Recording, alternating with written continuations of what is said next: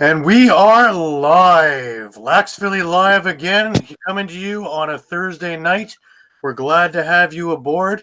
Any questions or comments, just put it into the comments section. We, at some point, may even read it. I am lucky enough this week to have with me the one, the only, the busiest man in Philadelphia. I have Kevin Neibauer with me. Kevin, how are you doing? Doing well, Gary. Like you said, busy, but that's a good thing. Now, how's everything in Toronto? The weather finally clear out? Well, Toronto's kind of busy, it's like always. Still waiting for our Monday night playoff game, if I haven't heard anything as stupid as that. But hey, what do I know? Well, it'll be bring your kids to work day, so they'll get about 75 people. Well, if they can't get 3,000 people on a Saturday, I'm sure Monday they can pack a joint. Yeah. Well, if they put it next to like a bar or something. Maybe have the game in the basement. Yeah, for sure. Now, I'm wearing, as if you all can't see it, a Brooklyn Redmonds cap. We had a little bit of information this past week, which to me seems kind of stupid, but you know what? In this politically correct society that we're in, nothing surprises me anymore. And for those you don't know, the Brooklyn Redmen, or the former Brooklyn Redmen, the Brooklyn without a name lacrosse team, plays out of Whitby in the MSL Summer Series. And recently, the elders of the city council, decided that the name was just too controversial. Things been around for 50, 60 years. Too controversial all of a sudden. And they've taken it away from the team. So as the moment, it's now the Brooklyn Lacrosse Team. What a catchy name that is. Yeah, that'll sell some tickets just on the name alone. Maybe they can bring the K. Smith statue down. That'll help them out. Well, I guess the jersey would be just a blank shirt. Nothing on it. May not even put a number on it. Why even bother with that? That might offend somebody somewhere too. If the color white may be offensive also.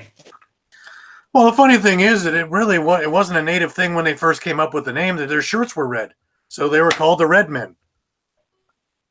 Now, the logo, obviously, the native thing came in later on. But last I checked, a whole lot of natives played for this team without incident. So, are we just a little bit too knee-jerking of a society now? Or do we need to change absolutely everything and make it absolutely right down the middle? It's going to be the Toronto Cars against the Brooklyn Trucks. We can't have Excelsiors because God knows we might be offending somebody who had family members back in the 17th century, and I don't get it. Where do we stop with this? I don't either. I mean, like I said, the team's been around at least a half a century. There's been more than a few natives played for the team. They don't have an issue with it. Then why should some elder who doesn't even know what a lacrosse ball looks like have an issue with it? I'm perplexed. I really don't understand it. But again, it doesn't surprise me in the slightest. The same thing that the Washington Redskins, who haven't seemed to change their name, even though they're under more controversy than anybody. The Cleveland Indians in baseball, who never changed their name, but all of a sudden their logo is now just a C. The stuff just doesn't make sense. I think Whoopi Goldberg said it best years ago. She goes, for the politically correct office, all I want to know is two things: where is the office and who's running it? If you all can answer that for me, then we can move on and get into saner talks, I guess. Yeah. I mean, we can talk to her blue in the face. We're just really speaking to each other at this point. It's true, because I think that we have a lot bigger issues than to worry about a team's name. But, what do I know? I'm just merely a talking head, so to speak. Well, let's go into last week's NLL games. And was there a game that wasn't a blowout? Good question. Final scores weren't always indicative, but the action on the floor was. I think the closest game that we had to a non-blowout was the Buffalo-New England game, in which Matt Vince only let in 6 goals, and Buffalo ran roughshod over New England. So 12-6 was the closest thing we got to a non-blowout game. The Philadelphia-Georgia game at 1914, but I don't know what Georgia team showed up. I hope that's the same Georgia team that shows up on that Monday night against Toronto. Because I wonder how much of that had to do with Poulin not being in there and effectively playing for nothing at that point. How many goals does Poulin usually get on a usual week? I would say at least 10 to 12. Yeah, he must be scoring like at least the sock trick, because that's the logic behind it. Like they really missed his scoring in this game. Yeah, because last I checked, everybody else was still in the lineup. It was just it's hard. It's hard to analyze these games. I mean, where did Philadelphia come from? I fully expected them to be sitting and having the bus running, making tea time for Monday. They came out and they played. They set they set the standard that maybe they can build off of that, or maybe they were mad because when they called to play golf on Monday, the guy they spoke to would not permit them to play 18 holes. And when Paul Day asked why, he said, well, you can't finish a 4-quarter lacrosse game. Why would you finish an 18-hole golf game?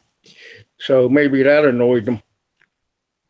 Well, Philadelphia, they gave up the first goal a minute and a half into the game. And I'm thinking, well, here we go. This is what I'm used to seeing.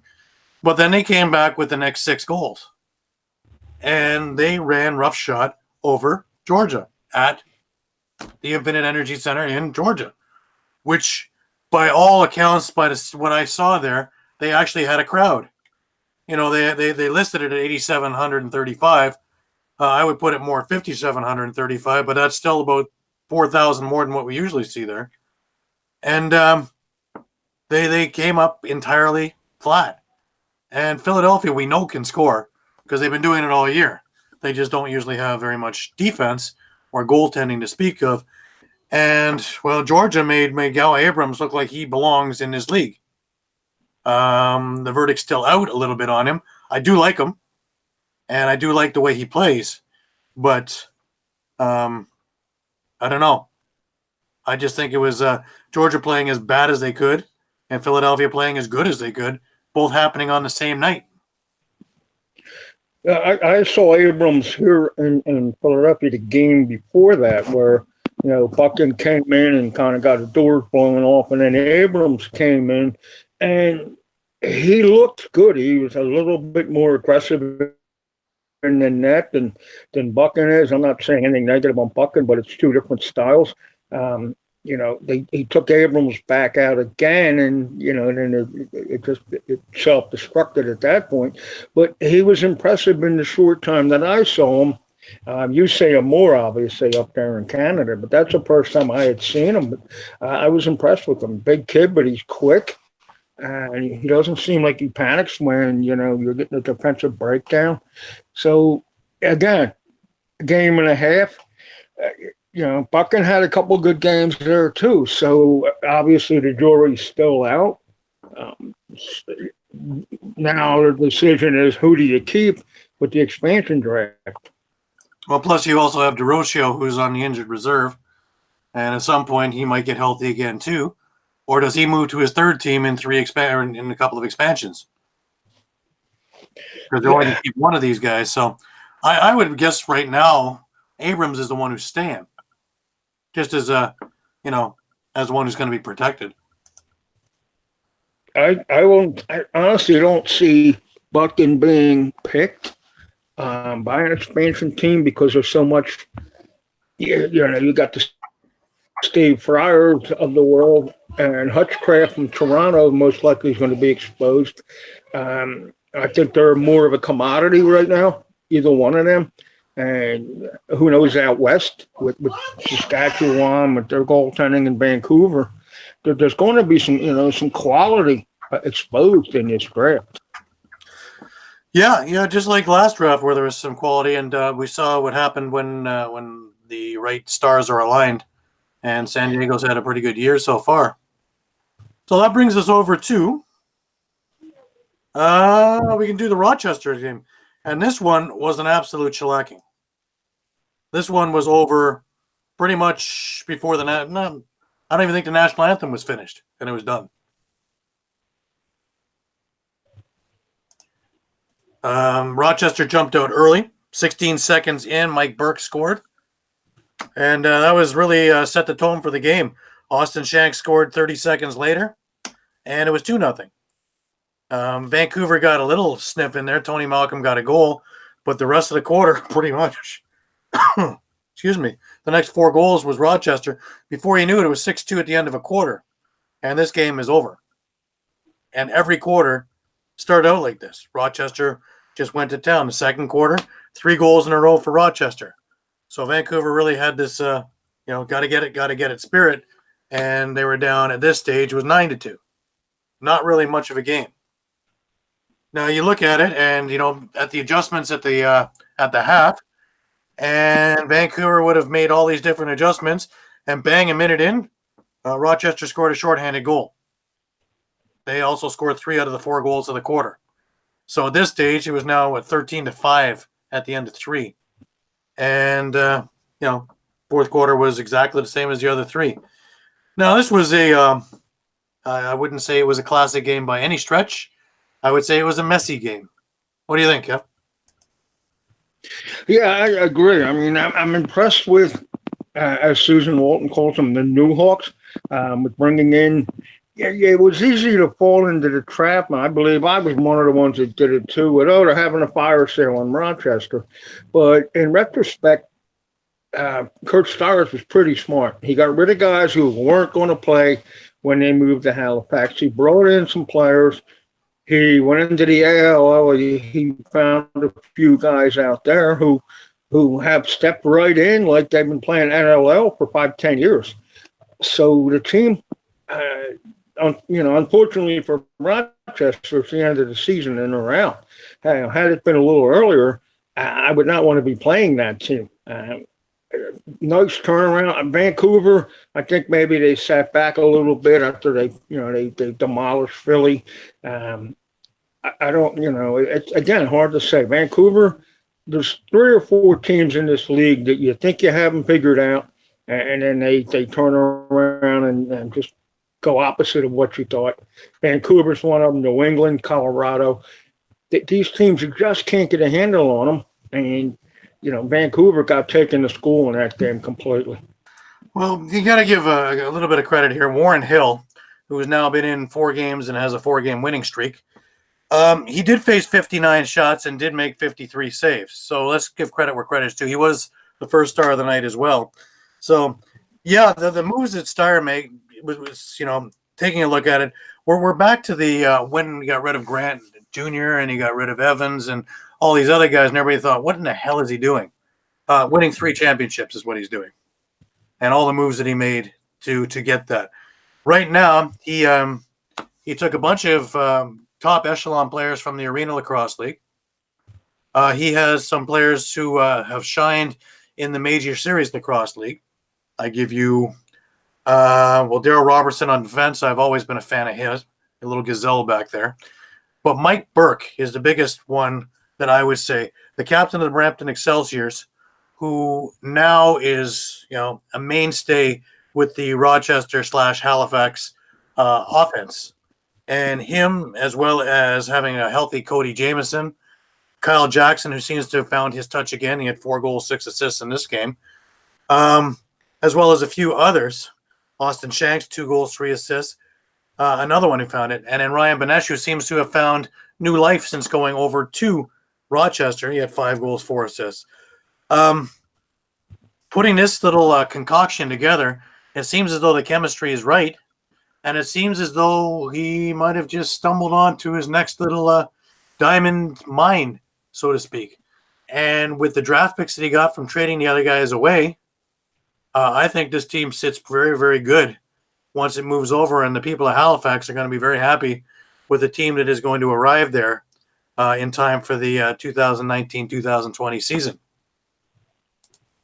And let's not lose stock in where they were last year. They were a very, very good team. And it just, I guess maybe the turmoil of the move and all that. And it just, and of course, you lost uh, your biggest plus in Matt Vince. And they struggled until Warren Hill came in. They were struggling in the Nets and just basically they struggled until uh, Stires stepped in and made the moves and found the chemistry. That's the $1 million thing. You can find they may not be the best players, but if they play well together, that says everything. But we're not even hitting upon, Jake Withers as their faceoff guy who went 27 for 31. That's unreal. Those numbers are off the charts. You needed a little bit of muscle. You had Dawson Theed come in. All of a sudden, you had somebody who can handle himself. So, there's all kinds of pluses in this lineup. And we'll get into what I think when we get into this week's games. But moving right along, we can get on to the Buffalo game. And Buffalo, with that win, they won 12-6. And with that win, they now have clinched themselves home field advantage throughout the playoffs. They are now the number one team in the NLL, no matter what happens this week. Kevin, what do you think? Yeah, I think that team is a major surprise. They hadn't made the playoffs the last 2 years. They bring in some pieces. Corey Small, for one, who's fit in beautifully.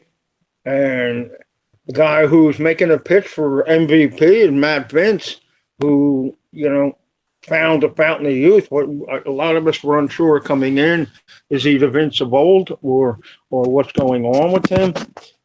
He's a Vince of old, and this team is for real. They're no joke. They could. I can see them playing Saskatchewan for the title.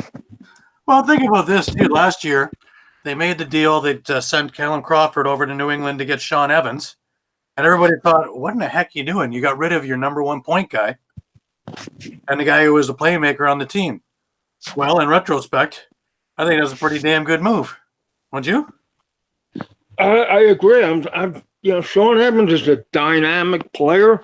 I don't know this, but he moves around a lot. So is there a personality thing, or does he just bring value when you move him? It turned out to be a great move, bringing him in. He for the longest time this season, he was my MVP. He's cooled off a little bit, but he's still putting quality numbers up. Now, Chucker also brought in Chris Kluche, who was having a tough time in Philadelphia, and he certainly found his groove over there. You have Josh Byrne, who's healthy now. Steve Priolo as your transition guy, who's also your heart and soul of the team. Ethan O'Connor, who I remember from his days in Toronto, as just starting out as a rookie and a sophomore, and he was touted to be the next captain of the team, and then he started moving around the league. You've already hit on Corey Small, Jordan Durston. It goes on and on and on. Let's not forget Dane Smith. Chase Fraser's back in the lineup. This team is stacked, and their defense is starting to come along too. You've got guys like Mitch DeSnew, Ian McKay. We've already talked about Steve Priolo, big, strong guy. This team is well-rounded, I would say. And if the defense does have a falter, you've got Matt Vince. And his backup at Zach Higgins is no slouch either. Yeah, I agree. Probably the best 1-2 goaltending combination in the league. But I wouldn't, that's arguable, of course, but to me, they're the two best. I wouldn't lose sleep if I have to go with the backup with that team, which we may see this weekend, who we don't know yet. So, yeah, I agree. They don't have a weakness on that team. No, and you look at the game they just had. They entirely shut down New England from the end of the first quarter. New England was able to muster 2 goals through the next 3 quarters. This team absolutely stifled them. And they did just enough that come the fourth quarter, they're already up 9-6, and they just basically played around with their food. They had 2 quick goals in the fourth, and 9-2 became 11-2, or sorry, 11-6. And Then, of course, the empty net goal, which ironically, just like in Toronto, Colton Watkinson didn't like. And oh boy, yeah. So when these teams meet up again, will there be a little bit of bad blood? Because they got to be pretty chippy in that fourth quarter. Yeah, that empty net thing. I personally would have just rolled it in the corner, but I'm not an NLL player either. But Watkinson, I don't know where that's going to lead. They're going to play again, and that's a subplot to definitely keep an eye on. Well, Buffalo's smart. They just they brush them off like a piece of lint, and that's about it because it means nothing to them, and it means nothing to their goal of trying to get to the finals.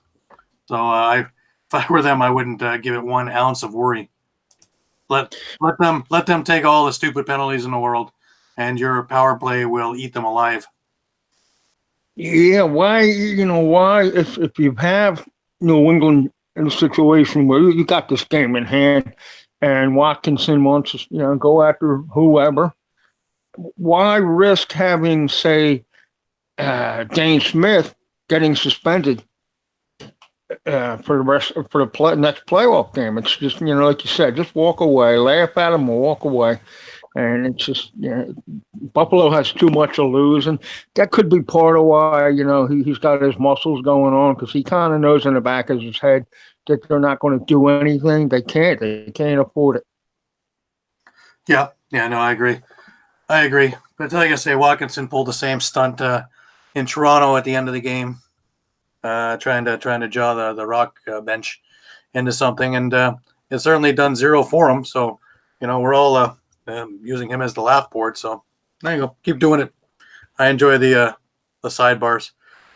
That brings us to the last game of last weekend. And of course, it was another close one. This one was a nail biter right until, again, the national anthems. And Calgary barely held on to beat Saskatchewan 18-8. I honestly, I watched this game and I sat there in disbelief. Not that Saskatchewan can lose a game, because we've watched them do that a number of times this year, but just how Calgary just absolutely took it to them.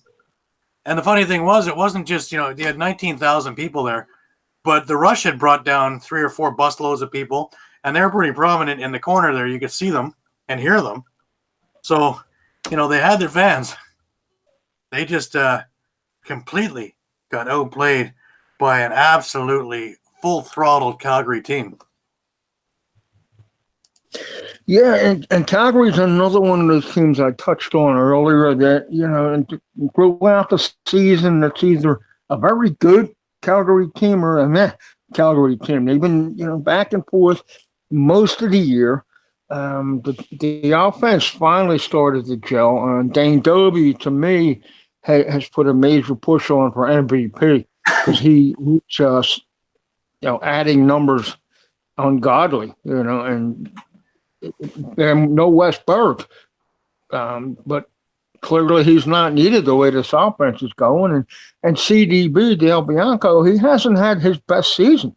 But that game was one you can't play a better game than Calgary played in that game. Yeah, this one had me scratching my head again in the first quarter. Calgary just went to town. They just over and over and over again, and they controlled play. And guys like Dan Taylor, guys like Tyler Pace, of course Dane Dobie's going to get his points, Curtis Dixon. But a lot of the guys, the Jesse Kings, they're starting to wake up now, just at the right time. You look at this, even Zach Currier got in on it. It's incredible to see this team, when it is on full cylinders, I think can run with anybody in this league. The problem is the consistency. Too many times they leave it to Christian Del Bianco to pull him out of the fire. Now, he only gave up 8 goals on 45 shots, but I would say that in at best 2 out of 3 finals, can Calgary put together 2 of these games? I'm not sure. Yeah, I agree with that sentiment, and that's kind of what I was getting at with which Calgary team is showing up. They haven't been able to do that 2 games in a row thus far. But like you said, now with King in the game, with Jesse King, all of a sudden he's caught fire and he's igniting another option on the offense. And Tyler Pace, like the guys you mentioned who are, contributing. They're getting 2, 3, 4, 5 points a game, which is, that's money in the bank with a team like Calgary who puts all the chips on Dovey, Dutch, and Dixon. Now you contain them. Now you have Pace stepping it up, where you didn't have that before. And King, you shut those 3 down, you had a shot at beating them. Now you have more weapons. Well, what they did this game, they shut down Reese Dutch. He had 3 assists. Curtis Dixon, he only had 1 goal, 5 assists. So you shut these guys down on scoring. But then, like you said, Tyler Pace in with 4 goals, 2 assists. Jesse King, 2 goals, 4 assists. Dan McRae even helped out with a goal and an assist. And, it goes on and on. Riley Lowen, a goal and 3 assists. It came from all over. The scoring is starting to become balanced. And Jesse King, well, we know that the trade that sent Holden Cattoni over to Georgia was for Jesse King, and he's had some injury problems. So just at the right time, he's starting to get healthy and feeling it again. So now they become, a player in this playoffs coming up.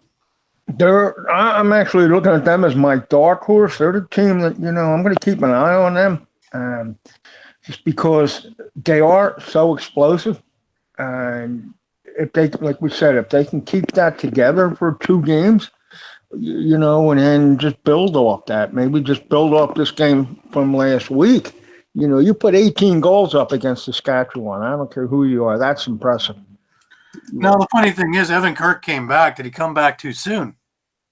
Because he lasted just about 18 minutes and gave up 10 goals. Adam Shue came back in, played 42 minutes, gave up 8 goals. Yeah, personally, yeah, but no one's going to question Derek Keenan. But to me, I think I would have left Kirk out and said, "Look, you got the playoffs. Maybe put him in the last 10 minutes of the game." But I'm not Derek Keenan, clearly. Yeah, and the true form of how much Saskatchewan and Calgary don't like each other. Things finally boiled over with just over a minute to go in the game. And you had Chad Cummings, Nick Bilic going at it, and away we go. So, if they do happen to meet up in the playoffs, look out. The intensity shall be at a feverish pitch. Indeed. Especially if the game's in Saskatchewan, because, they're going to go in there with a sore ass, and they're going to have a wild crowd. And as always, in the Loud House, or whatever they call that out there. I think Colorado's a Loud House. But well, looking at the standings in the East, everything is settled. We know that Buffalo is going to be playing New England. We know that Toronto's going over to Georgia for that Monday night extravaganza. But things are still up in the air in the West. The only thing for sure is that Colorado has guaranteed themselves 4th place. Calgary, 10-8. San Diego and Saskatchewan, 10-7 each. So this weekend, it comes down to the West actually trying to finish thing off. So if Saskatchewan wins this thing, they have their home field advantage over everybody. Does Calgary hold it over Saskatchewan if they lose? The way I understood it, if Saskatchewan loses, they would drop to 3rd, and Calgary would go up to 2nd. San Diego would then, if San Diego wins, they would get the division, and would be Calgary and then Saskatchewan. Interesting. Then we have a game just as like we had last week. We'd have Saskatchewan against Calgary in Calgary. In Calgary. So that would be a whole different ambiance, shall we say. I could be a Calgary scene. So this week, it's time to watch the West this week. Yeah, because the West, that's as close as I can get it figured. I think there's 5 different scenarios with San Diego winning, San Diego losing, Saskatchewan winning, Saskatchewan losing. It breaks down to, it could be, like I said, it could be wind up Saskatchewan in 3rd place with Calgary leapfrogging into 2nd. It's at this point in that division, it's handle your own business. Right. Right. Yeah, I think Saskatchewan holds it over San Diego, if I'm not mistaken, right? I believe that's the case. I don't have my paperwork in front of me, but I believe that's correct. Because I know they a couple of weeks ago they beat San Diego pretty handily, 14-8. So I'm thinking, and I don't. San Diego beat Saskatchewan 13-12. So far the goal differential is going towards Saskatchewan. All right. I don't. They haven't played a third time, have they? I'm just looking through the schedule here. I don't see it. I don't believe they have. I'm looking through and I don't see it either, which is unusual. But that happened in the East with Philadelphia and Rochester. They only played twice. Oh no, they did. They won 16. Saskatchewan won 16-12 back in January. So yeah, Saskatchewan has that tiebreak if it comes down to that. So Saskatchewan wins, they finish in first. Right. I mean, it's going to take a lot for them to not get first because of the tie-breaking effect. But you lose and San Diego wins. Now the Now we have a records are. different scenario, yeah. Yeah. Well, let's get on to this week's games. We have first game on the schedule there. We have New England facing Rochester. Now, what would you figure? Well, logic that takes New England, but this is a heart game for Rochester. This is their farewell. And it's going to be a very emotional night for the season ticket holders and probably for most of the players who aren't going to be there next year. Obviously, they're either going to move on or whatever. But it's going to be, I think, an emotional night. And I think because of the run that Rochester is on, I'm going to lean towards Rochester in this one, just because of the stuff going on with the final home game, and I'm sure they're going to bring back all the old stars again, and it's going to be an emotional night. I think Rochester is going to find a way to get through this one. I'm with you on this one. I think that New England, if nothing else, they're going to try and just get out of here healthy, without doing anything stupid, without any extra suspensions or any other things that have plagued them all year long. If they can win, great. If they can't, great. I don't think they're really going to put too much stock into this. They have fourth locked up. They're going to face Buffalo. They know it. If anything, they're going to work on things that they can try and work on to beat Buffalo. I don't think the score is going to matter to them in the slightest. The biggest thing there is to get out of there healthy. And Rochester is going to be on an emotional high. You're going to see all kinds of things there. Again, 25 years and last game for this particular group before they travel on east to Halifax. So, it'll be emotional for the fans, emotional for the players, and everybody involved. So, yeah, I would say, and Warren Hillis is hot, white hot. So if he plays another game like that, he finishes the season 5-0, and he really has people talking. All right. So that brings us to Toronto goes over to Vancouver. Everything is late games here. So Yeah, this is a Friday night game. Toronto is in Vancouver. And what do you figure? Well, again, Toronto's playing for nothing, and Vancouver's playing for pride. Although, unfortunately, I think nothing is going to win a game over pride. I just don't see Toronto losing this game. Vancouver last week, they were just, you can't put a word on that game. That was terrible. And I just don't see Vancouver beating Toronto. And the other thing, Toronto may be looking at it the same way you're painting the New England picture is. Look, let's just get in here and get out, keep everybody healthy. Let Nick Rose play a half, pull him out, put Hutchcraft in to get some time, and let's keep everybody healthy. We don't care if we win. So that variable enters into it also. But I just think a nonchalant Toronto team is still a leap year ahead of a very good Vancouver team, which again, though, it's hard to say because you don't know the mindset of the Rock and Sawyer. Does he want to go in and make a statement, or does he just want to keep everybody healthy and save it for the playoffs? But I'm still going to go with Toronto on it. I'm going to go with Toronto, but I'm thinking for a few different reasons here. They've had enough injury problems for the last little while that have limited them, and most of the guys are ready to come back. So I would expect that they're all going to be in the lineup. You may have a couple other guys sitting out just to get rested. But I think that they're going to try and work out some of the bugs offensively or transitionally now they have these guys back. So you might see a bunch of plays that you haven't seen all year to see if they would work or they would jive so they can use it in the playoffs as surprises. So, yeah, I would expect Toronto to actually put it throttled, at least for a half, if not three quarters. And if they're in it, great. If they're not in it, great. But I think everybody starts getting touches, so they're loose enough that they can, you know, get Georgia running, so to speak. Right, a clean the bench type of a game. Well, let's say you've got guys like Sheldon Burns and Brock Sorensen who've been out for a number of weeks that are going to be getting back in the lineup. And no better time than a game that doesn't mean anything to get them some floor time and make sure that they're healthy. Because you don't want to find that out in the middle of the Georgia game. That's for sure. Not exactly. Yeah, you want to know going in where you stand. I'm totally on board with that.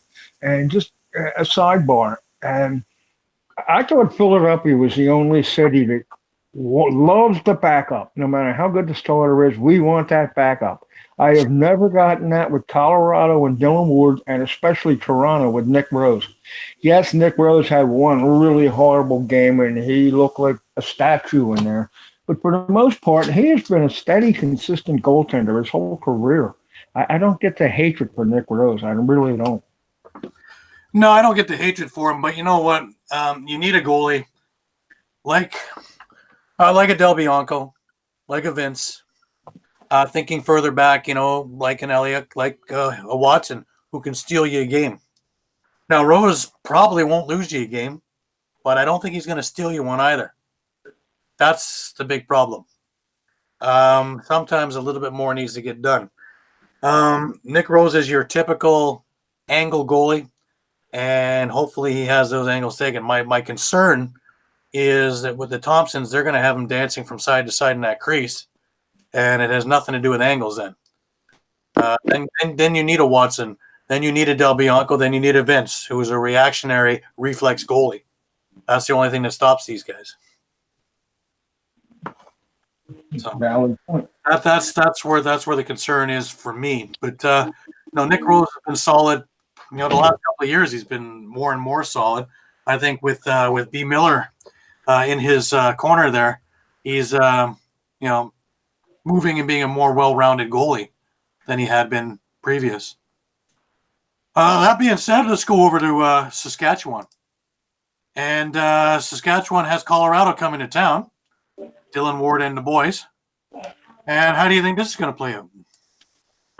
Well, I don't know if I'd want to be playing Saskatchewan right now, regardless of the record after what happened to them last week and the fact that they pretty much have to win. I don't think Saskatchewan is going to sit too well third place. So I think this is a pride game.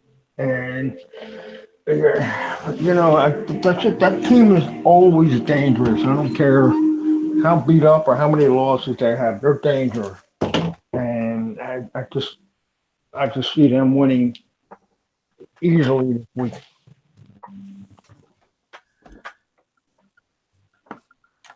Right.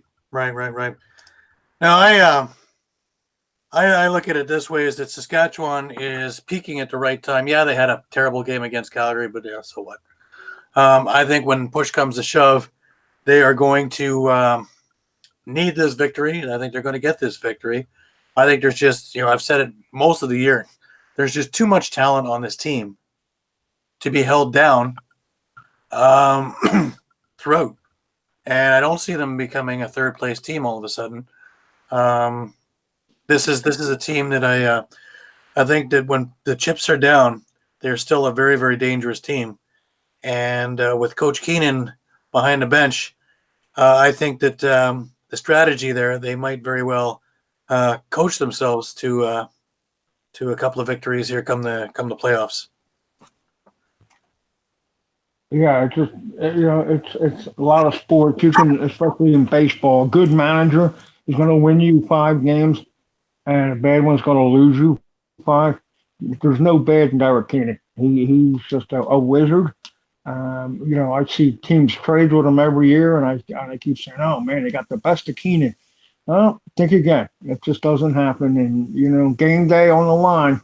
There's nobody better I'd like to see behind my bench. He doesn't panic. He pushes the right buttons.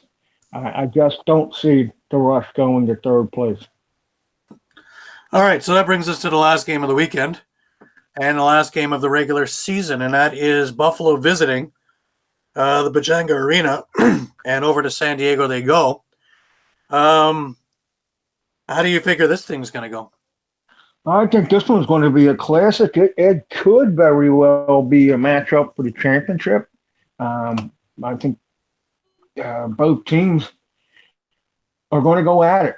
I think this one's going to be a classic. Again, it doesn't mean anything for Buffalo, but they're just too talented to, even if they work on some things.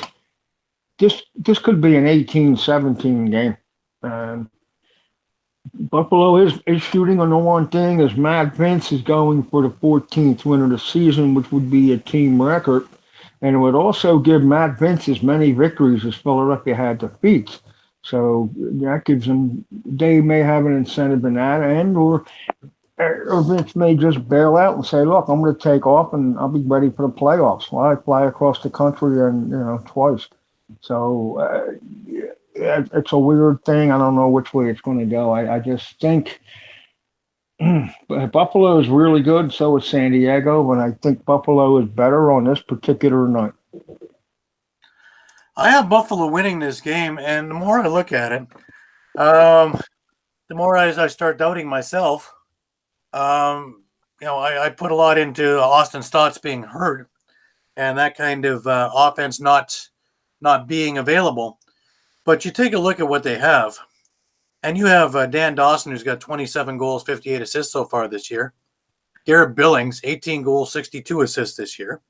Kyle Buchanan, 28 goals, 39 assists. Casey Jackson, 37 goals, 24 assists. This list goes on and on and on. Turner Evans, 18 goals, 26 assists. It just keeps going. There's plenty of firepower still. And you're talking also of a defense, the likes of Brody Merrill, Adrian Sorchetti, Brandon Cleland, who's been doing terrific on the faceoffs too. Drew Belgrave in there. Let's not forget Paul Dawson with that move midway through the year as well. So there's a lot. The only thing that I see is at this time of the year, veterans tend to get tired. It's been a long, grueling year. And San Diego needs this for where they sit in the standings, but do they have the firepower to go against a strong Buffalo team? And is Buffalo going to play everybody because they've already clinched first place? Those are the questions that I don't have the answers to. Yeah, and I agree. This game is what I'm calling the great unknown because it's simply that. Like you said, you got the veterans who are wearing down. It's a long season, 18 games. They all haven't played 18, but in Billings' case, he's coming back after a year and a half off, and it's just a grueling season. And it's physical. And Buffalo, or are they going to just say, look, man, it doesn't mean anything to us? We're good. We're going to stay healthy. We're going to get some guys some looks. They may do a Toronto thing and try some different plays and some different schemes that let's see if this works type thing. So I agree with you. This is the great unknown. There's just more questions than answers. To me, I think they'd be crazy if they played a full game. I think they're nuts. Because how do you explain it if somebody like Dane Smith goes down with an injury? How do you explain it if Matt Vince goes down with an injury on something that means absolutely nothing to your team? But in respect, if you toss it in, then indirectly you have now settled the West. So, in true sportsmanship, you need to put a team out there that's going to play. there's a conundrum as well. Yeah, again, another question. You know, And I guess we're going to have to watch because I don't have the answers to it, and my crystal ball is in the shop, so I really can't give you the goods on that one. yeah, Now, my crystal ball got repoed on, but now you've been keeping a close tab on the PLL and on the MLL, and what can you bring us up to speed on that? well, the PLL had their draft the other night, and it's a little bit unfortunate because it was a really well produced format. They had the six coaches from each team made their selections. It was, clearly it was done earlier, but they sold it very well. The downside to it was due to the NHL going overtime, it wasn't aired until 2 a.m. here on the East. Very few people in the middle of the week were able to stay up, but people like me who have no life, we stayed up for it, and it was very. And I had written a few things on it. There was some surprises, and mainly you knew who was getting picked. But the one team, the Archers, they took a chance on Pat Spencer out of Loyola. He was one of these guys. It's a no-brainer. He's the best, but he's a long shot because he's a very, very good basketball player, and he hasn't committed one way or the other. He may turn to basketball. So, that was worth the pick, to be honest with you. There was some reaches in there. Chrome team, I'm sorry, the Whip Snakes, they took Alex Woodall, a Fogo, in a league that's loaded with them. But, and here we go, the Chaos team, who had the number 6 pick in the first round, took John Surdick out of Army, a beast of a defender, but they're not sure if they're going to use him because of his military duty. And at the end of the draft, the same team came back and took the guy from Navy, who I'm trying to find here. Who did I say that was? Chaos. Yeah, they took the kid from Navy. Again, he has military priorities. I was surprised to see Tyler Dunn from Penn. He went number 8 to the Redwoods. That kid can play. He's a little on the small side. I saw him play box. He's a great box player. He played here in Philly. So there's a guy on your radar for the NLL draft. He's a local kid. He played local. He's a New York native, actually. There was only one goaltender picked, and that was Tim Troutner out of High Point. Pretty good player for the Redwoods.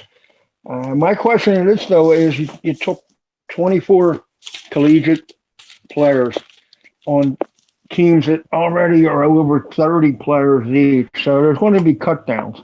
Now, factor in the teams from the MLL that's folded. Those guys are going to need a spot.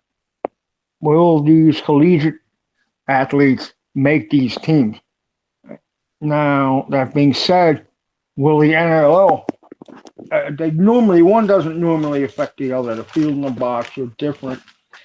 So I've been kind of making it an issue with me to figure out which ones are the good field players and which ones can cross over to play box. And also in here, I neglected to mention a gentleman you know very well who got drafted. Let me see the first round. I'm trying to find it again here. A man by the name of Peterson. You might know him, Clark. Yeah, I know him very well. Yeah, he got drafted, and I mentioned in my game or my report that he went number 5 to the Redwoods team, and I mentioned in my report that box fans keep an eye on him. He's one of the ones that can play box. He's highly touted out of Cornell, but he also has quite the game for the Excelsiors, and he looks like he's ready to move up to Major Series lacrosse as well. So, keep an eye on him as well in between games. Yes, he went 5th overall. So He's on the radar. The Redwoods may have just picked him because of his field game. I had the pleasure to see him play against Penn last year before I really knew much about Peterson and Jeff Teague. I went to the Cornell game and like, who's this 51? He had 8 points in the first half. And then I figured out that's Jeff Teague. And him and Peterson were like magicians. The ball just finds those two. It would be interesting to see what happens when Teague graduates. Will they wind up together?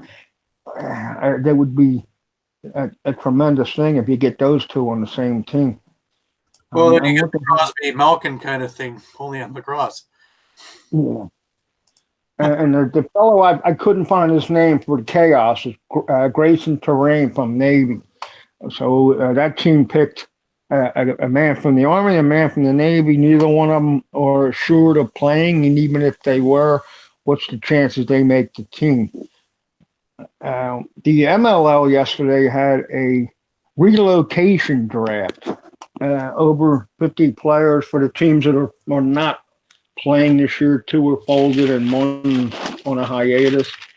So the existing teams went in and they picked 50 plus players. The biggest name would be Kevin Crowley, who's going to the Long Island Lizards. Sean Evans now going over to the Boston Cannons. Yeah, and Boston Cannons now you're going to have Sean Evans and Bill O'Brien. So you're going to have a team with a little bit of an edge to them. And they're going to be fun to watch. A good friend of ours is the equipment guy for the Boston Cannons. I call him the lovely and talented Michael Fox. He's the equipment guy over there. So he's a big Sean Evans fan. That's going to be a fun team to watch. And the PLL, also getting back to that, announced that their championship is going to be in Chester, Pennsylvania, which is about 5 to 10 miles outside of Philadelphia at Talon Stadium, which is where the soccer team, the Union, play.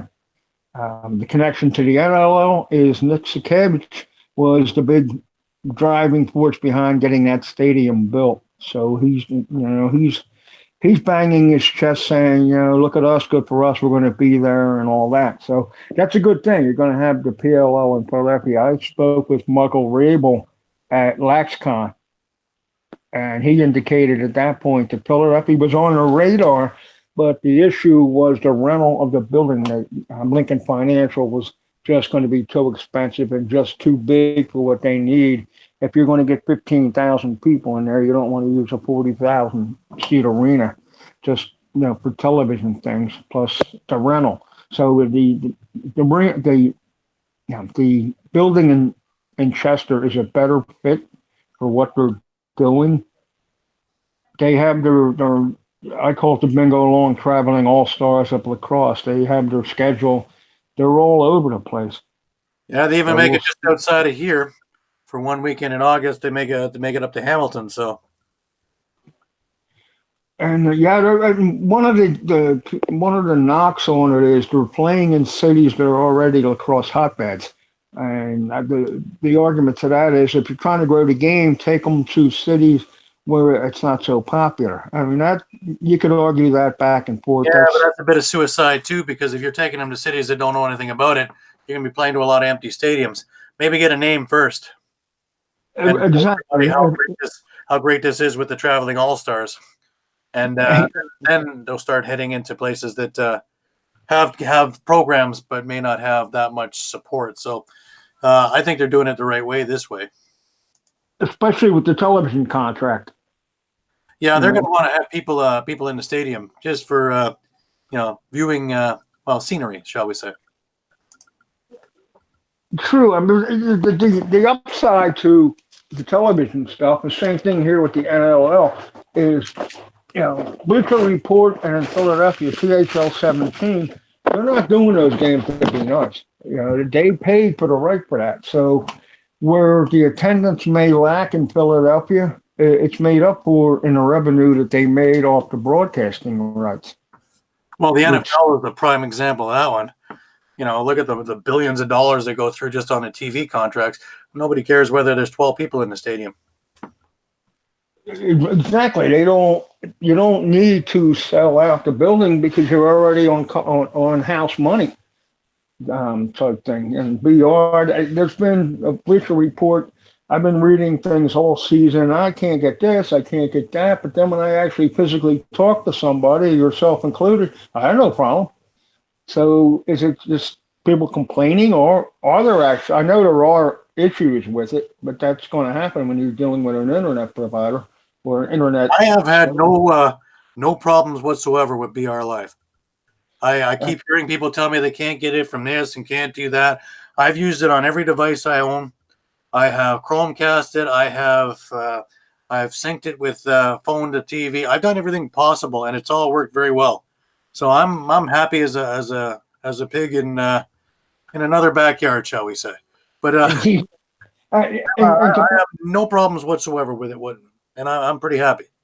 And to back that up, I sat with you in Philadelphia in an establishment, and you're on your phone with, apparently your phone comes out of Toronto or however that works. I don't know the technology involved, but we watched that whole Toronto game, and there wasn't as much as, the screen jumping. The only thing that caught my eye is the commercial thing. They just kind of just put a BR thing up there, but that should be expected. I mean, I didn't see an issue at all with it. We were, No, you I'm know, the we were same there. with every game that I've used. I've never had an issue. Knock on wood. That I never have an issue, but to this point, I haven't. Anyways, that brings us to the close of yet another Lax Philly Live, and I want to thank Kevin Neibauer for being with us here, and I want to thank you, the viewer, for taking any time that you've had to join us, and hopefully you got a little bit of insight from someone, not from me, but from somebody. Yeah, one of us.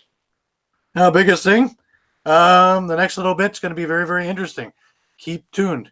Keep following us at Lax Philly. We will have everything for you behind the scenes, above the scenes, around the scenes, near the scenes, somewhere close to the scenes. And if you're in Georgia, maybe somewhere even on a street that's near the arena so we can count you too. And if I can jump in real quick, anybody out there who's listening who is an NCAA fan, this is the time for you. The Northeast Conference, I wrote about this the other day, has 6 teams in that conference. One team's eliminated. You can have the top 5 teams all be 4-2, which would give you 5 co-champions. One of those teams would not make the playoff on a tiebreaker. That's how tight the NCAA is this year. And if anyone has the ACC network, get in front of it as soon as you can. Get the replay of the North Carolina Syracuse game that was played this afternoon. You are not going to see a better field game as long as you live. It looked like a box game. There was bodies flying. It was physical. There was a scrum. Some of the best goaltending you're going to see, and a huge comeback. I don't want to tip the end, but a huge comeback at the end of that game. So I'm going to turn it back to Gary for a final farewell. All righty. So again, I want to thank everybody for being with us. Next week, we will be previewing the playoffs because we'll know exactly what's going on in the West. And our panel should increase to 3, 4, 5 people to give you a little bit more well-rounded insight than just listening to the two of us. Old Coots trying to figure out up from down. That being said, I appreciate everybody being here. And until next time, take care.